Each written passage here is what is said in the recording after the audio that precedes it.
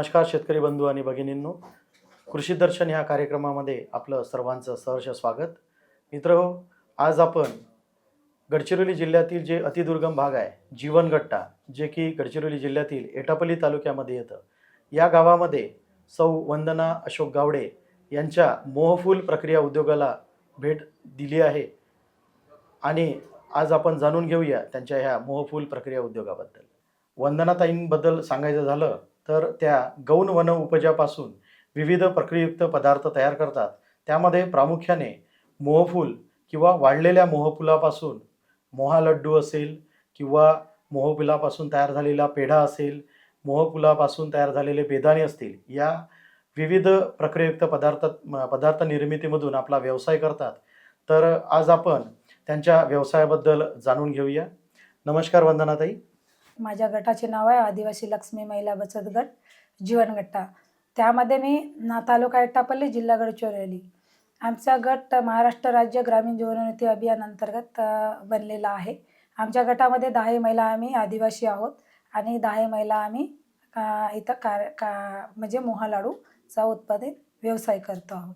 आणि त्याच्यातली मी अध्यक्ष असल्याकारणाने मी जास्त म्हणजे प्रोग्रेस म्हणजे जास्त याच्यामध्ये लीड घेऊन मी काम करत आहे. या व्यवसायामध्ये वंदनाताई, आपण मोहफुलापासून कोणते विविध प्रक्रियायुक्त पदार्थ तयार करतो? आम्ही मोहफुलापासून मोहाचे लाडू, मोहा पेढा, मोहा बर्फी, मोहा ड्रायफ्रूट बर्फी, मोहा चिक्की, मोहा जाम, मोहा लोणचं, असे विविध मोहा चटणी, असे विविध प्रकारचे आम्ही प्रोडक्शन करतो आहे मोहापासून. हे सर्व तयार करत असताना आपल्याला कोणकोणत्या विभागांची मदत झाली त्याबद्दल सुद्धा थोडक्यात माहिती द्यावी. आम्हाला सर्वप्रथम तर उमेद अभियानाला जोडल्यामुळे तेथून RF, CF, MCP असे आणि बँक लोनसाठी मदत केलेली आहे.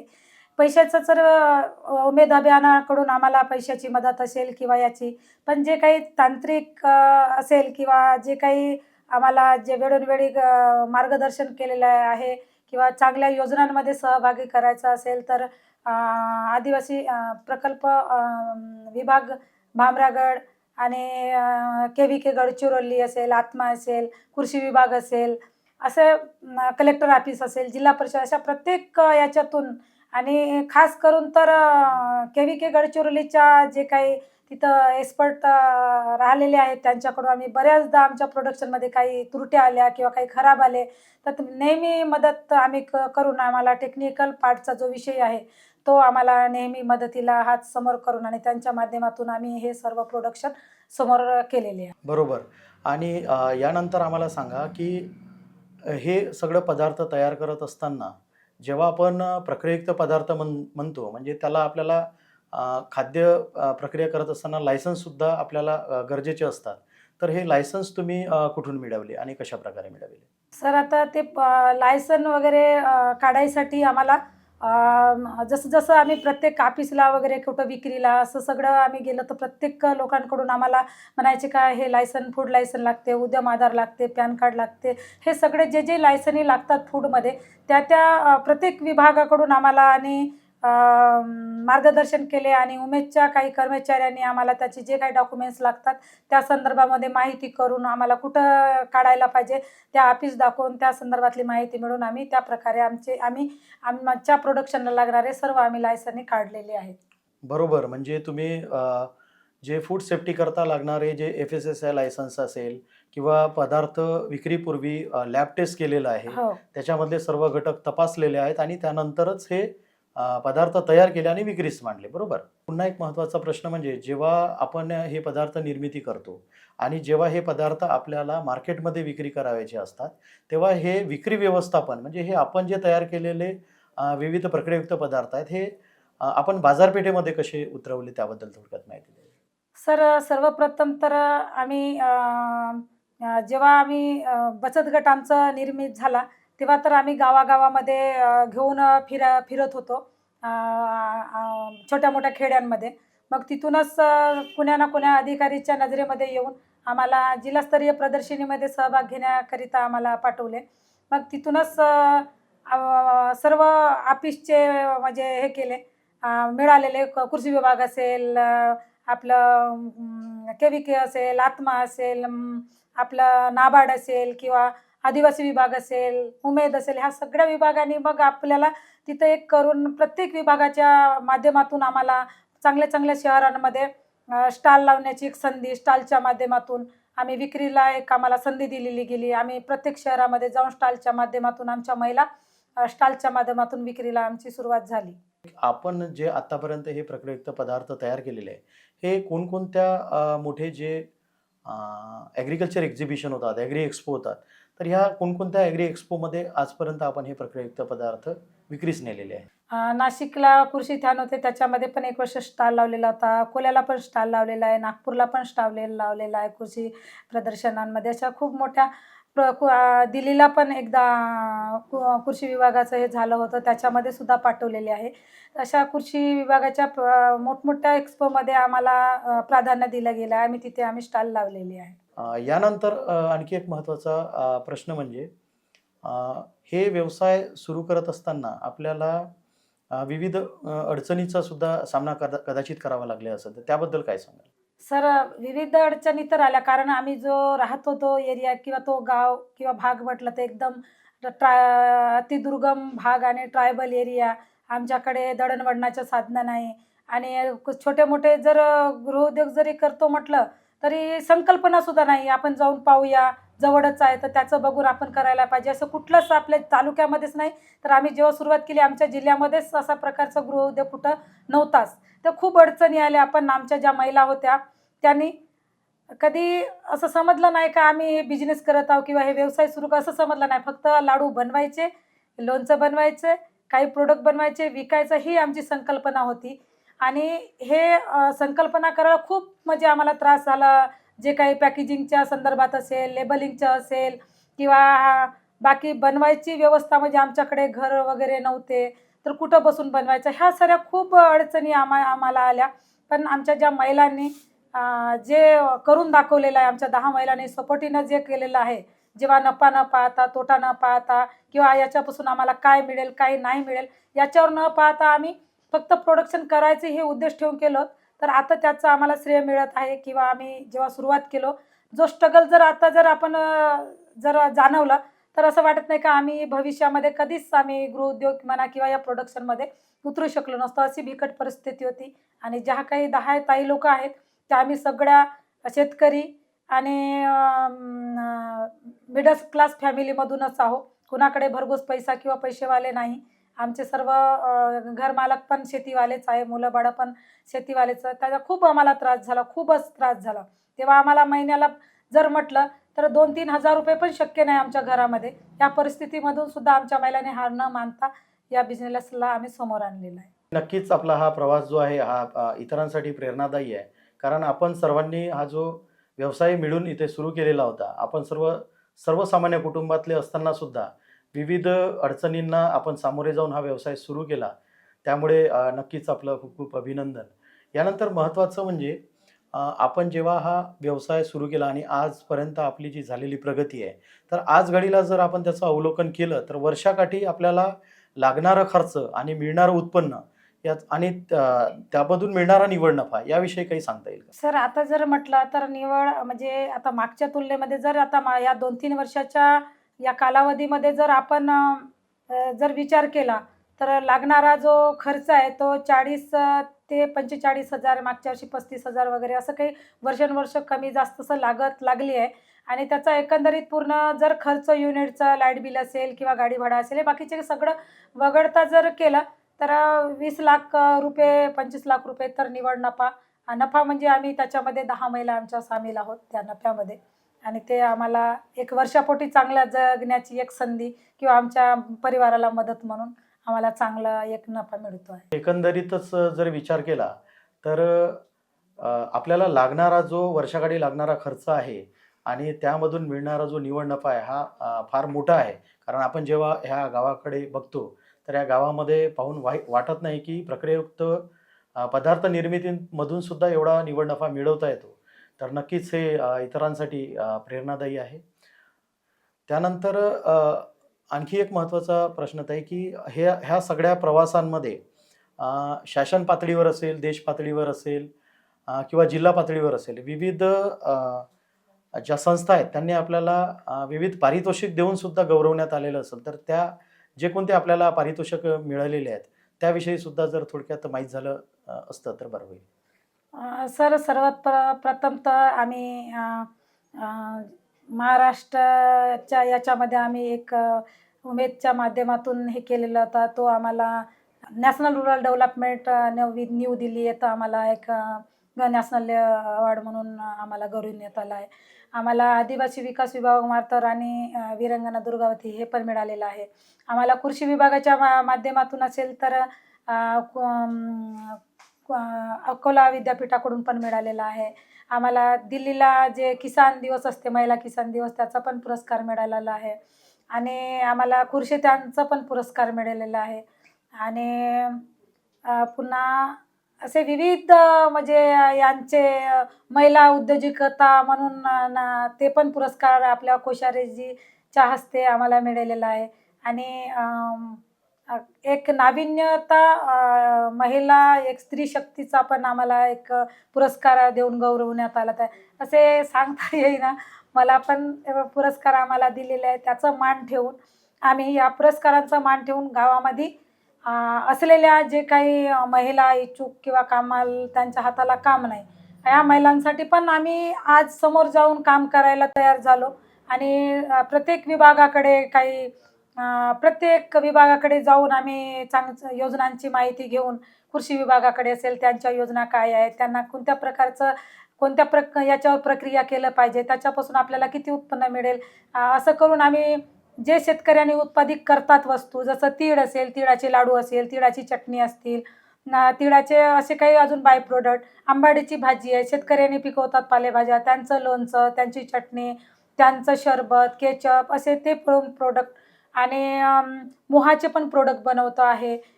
करवंद ज्या शेतकऱ्यांकडे लावलेली आहेत, करवंदचं पण लोणचं करतो, आंब्याचं लोणचं. असं उत्पन्न वाढलं पाहिजे, शेतकऱ्यांना पण त्यांना 2 पैसे मिळाले पाहिजे आणि जास्त महिलांना रोजगार मिळाला पाहिजे, म्हणून आम्ही ते पण आता सुरुवात केलेली आहे या 2 वर्षापासून. आणि आता जर सिजनेबल किंवा मोठे ऑर्डर जर आमच्या प्रत्येक दिवशी जर महिला म्हटल्या, तर आमच्या 10 आणि बाकीच्या 15-20 महिलांना आम्ही रोजगार इथं देत आहोत. आणि ते आम्हाला म्हणजे आमच्या बचत गटाला गौरवण्यामागचं आणि प्रत्येक ज्या डिपार्टमेंटनं आम्हाला जे सपोर्ट दिलेला आहे, जे आम्हाला सहकार्य केलेलं आहे, अतिदुर्गम भागामधून या महिला समोर गेल्या पाहिजे किंवा यांचं एक प्रोत्साहनपर यांना दिलं पाहिजे, तर तर ते आम्ही आमच्या भागातील महिलांसाठी किंवा आमच्या गावातील महिलांसाठी ते कार्य आम्ही सुरू केलेलं आहे. आणि मोफत ट्रेनिंगसुद्धा आपण देतो महिलांना, ज्यांना शिकायचं आहे, समोर आमच्यासारखं काहीतरी करायचं आहे त्यांना. आणि बाकीच्या बाय युनिट बनवायसाठी पण ट्रेनिंग गावागावामध्ये जाऊन देतो. त्यांनी आपल्या आपल्या पायावर उभे व्हावं, महिलांनी करावं, असा आमचा एक उद्देश आहे.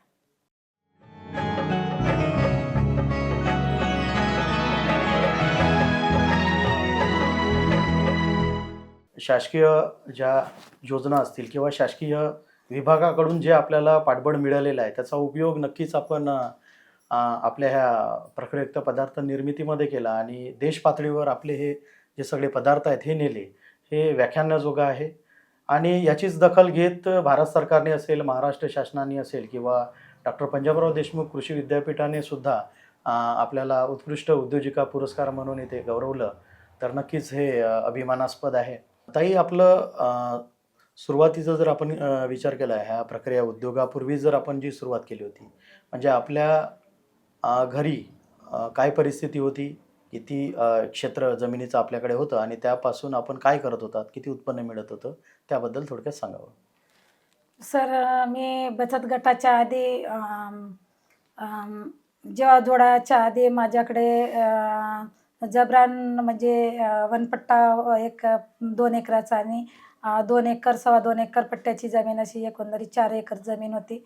आम्ही शेती, भात लागवड करायचे आणि काही भाजीपाला असे पिकं घेत होतो आम्ही.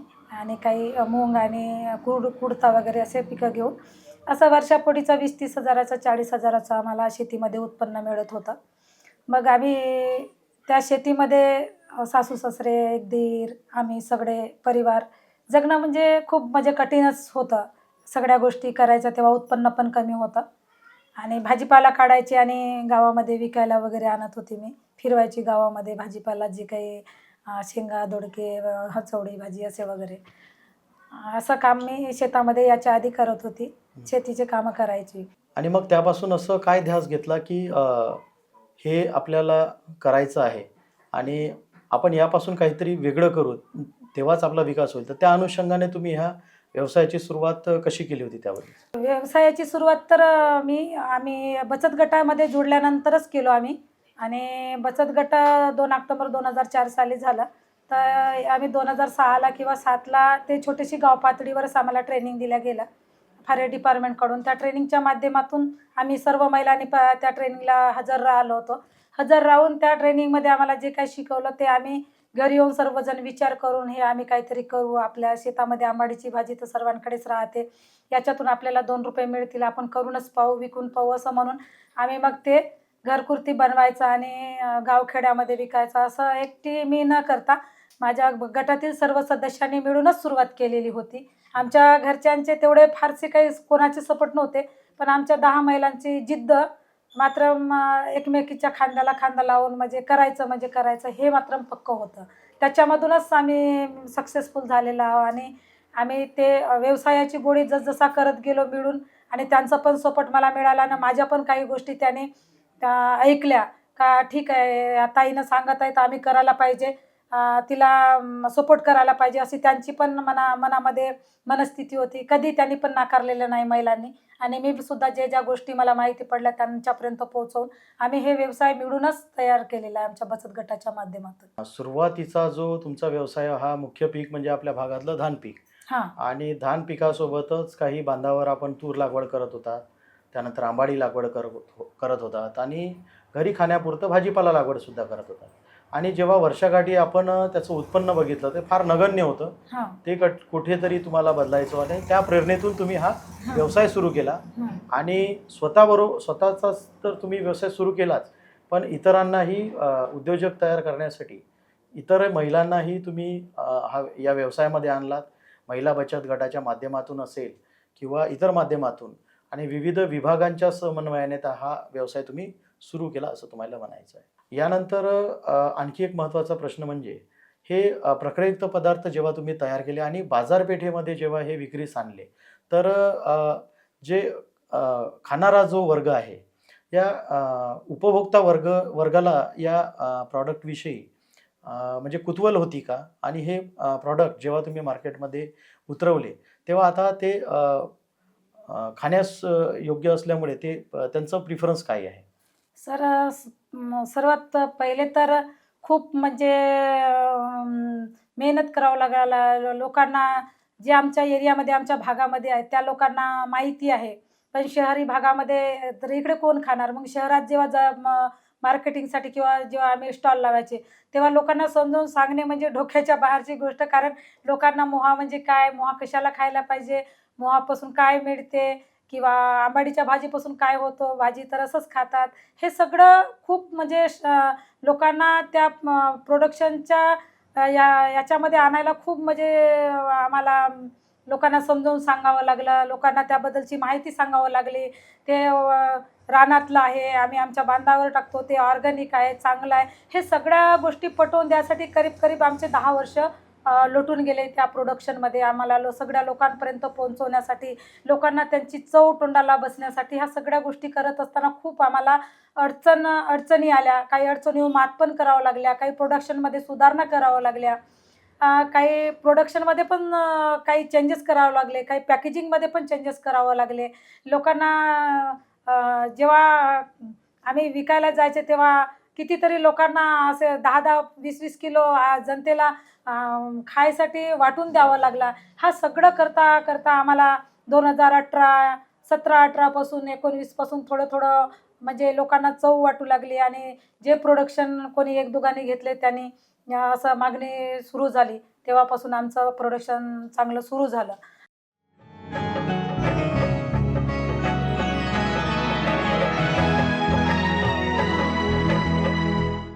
आता 2022, 23, 24, 25 मध्ये तर आम्ही रिटेलरमध्ये पण विकणं सुरू केलं आहे. काही दुकानांमध्ये असेल किंवा प्रदर्शनीच्या माध्यमातून असेल. बाकी असं घरकुर्ती पण नेतात. आता तर आम्ही ते मोहफुलाचे प्रोडक्शन तर जेव्हा मागच्या वर्षी याच्या 2 वर्षा पहिले 23-24मध्ये राज्यसभा लोकसभा ह्या ज्या निवडणुका झाल्या, कोरोनाच्या काळामध्ये सुद्धा आमच्या गडचिरोली जिल्ह्याचे कलेक्टर साहेब होते तेव्हा बूथ पार्ट्यांना मोहा लाडूचा स्नॅक्स बॉक्स दिले. दिवाळीमध्ये पण लोकांना गिफ्ट म्हणून बॉक्स दिले. असं आम्हाला गव्हर्नमेंटनी मदत केल्याने त्या संदर्भामधून एक चांगलं लोकांपर्यंत पोहोचण्याची एक संधी मिळाली गव्हर्नमेंटनी याच्यामध्ये खूप. आणि ते करता बाकी पुन्हा थोडंसं हे झालं तर आदिवासी विभागाने सुद्धा आपापल्या आश्रमशाळांना विद्यार्थ्यांना मोहा लाडूचा पुरवठा करण्याचे आम्हाला आदेश दिले. ते पण आम्ही मागच्या 2 वर्षापासून करत आहोत. काही अंगणवाड्या पण आमच्याकडे छानशी अंगणवाड्या पण दिले, त्याच्यामध्ये मोहा लाडूचा पुरवठा केलं. या संदर्भामधून लोकांपर्यंत पोहोचण्याची एक संधी आणि लोकांना त्याची चव देण्याची एक संधी आम्हाला या गव्हर्नमेंटने करून दिलेली आहे. या विभागाने, आदिवासी विभाग असेल, इतर कलेक्टर ऑफिस असेल, कृषी विभाग असेल, KVK गडचिरोली, त्यांनी पण आमचे प्रोडक्ट जिथं जिथं कृषी विभागाचे असेल किंवा कृषी विज्ञान केंद्राचे प्रदर्शनी भरतात, तिथे तिथे आमचं माल बोलवून आमचे जे काही मार्केटर मुलं आहेत ते माल घेऊन तिथं चांगलं विक्री करून एक म्हणजे एक प्लॅटफॉर्म उपलब्ध करून द्यायची आम्हाला संधी दिली. या माध्यमातून आज आमच्याकडे लोकांचे फोन येऊ लागले, लोक आमच्याकडे एक्सपोजरला येऊ लागले.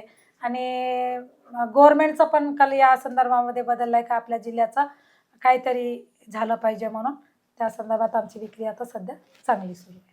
शासनाकडून तर आपल्याला पाठबळ मिळालेलंच आहे, पण आपली मेहनतसुद्धा व्याख्यानाजोगी आहे. कारण सुरुवात आपली भात शेतीपासून झाली होती आणि ह्या प्रक्रिया उद्योगामध्ये उतरून आज आपण देश पातळी म्हणजे राज्यातच नव्हे तर देश पातळीपर्यंत आपले हे जे प्रक्रियायुक्त पदार्थ आहेत हे नेले.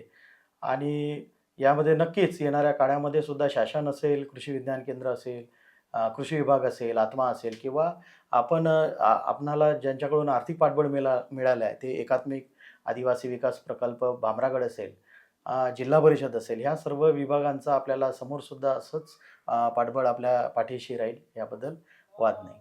वंदनाताई, आपण उत्कृष्ट माहिती दिल्याबद्दल नागपूर दूरदर्शनतर्फे आपलं आभार. धन्यवाद.